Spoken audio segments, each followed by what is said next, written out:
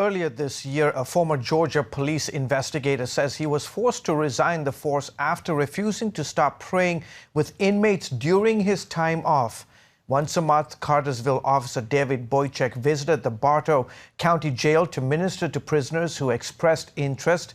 Boychek says the chief of police warned him to stop praying with inmates or risk losing his job. Officer Boychek chose his faith and eventually resigned from the force.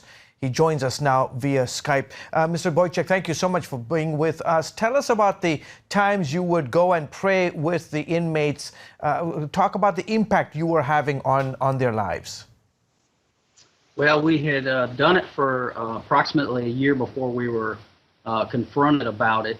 What we do is we would just bring other officers and deputies there, and we would just minister to them. We would pray with them. We had normal services like a regular Sunday service, and people told us that that was crazy that we would be officers and go and pray with them, but in actuality the impact was so great, it moved in the jail like never before, and it even shocked the deputies that was there that would witness and see the testimonies that people would give after the services. My understanding is that you and the other officers had been ministering to the inmates for nearly a year with permission from your supervisors.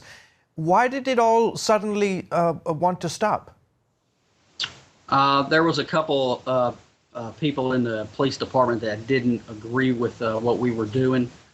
So at that time they brought it before the district attorney of Bartow County.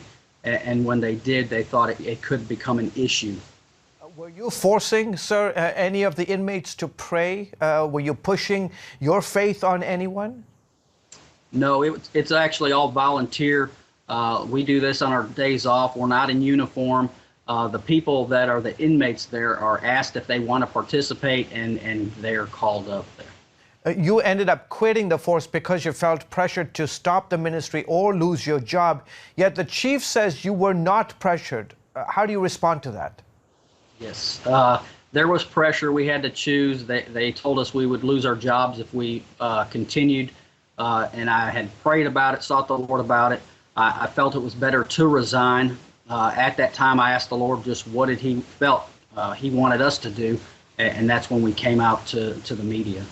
You have 8 children. How have you been able to provide for them since you left your job?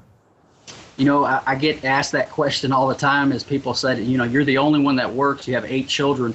How could you do that? And I looked straight at them and I said, well, you know, we instilled these things in our children about Christ all our lives. And if I walk out and tell them that, you know, I can put God aside and later on pick them up, what would it say to them?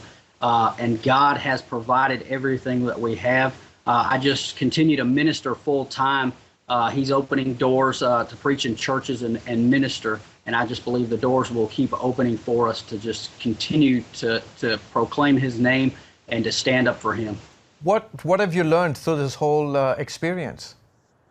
The best thing I think I've learned is to stand in faith, no matter what comes our way. That you can say that you have faith, but when you're really put in the spot of trusting in the Lord for everything and meeting all your needs, he has really shown himself real to us and our families, and I wouldn't have it any other way.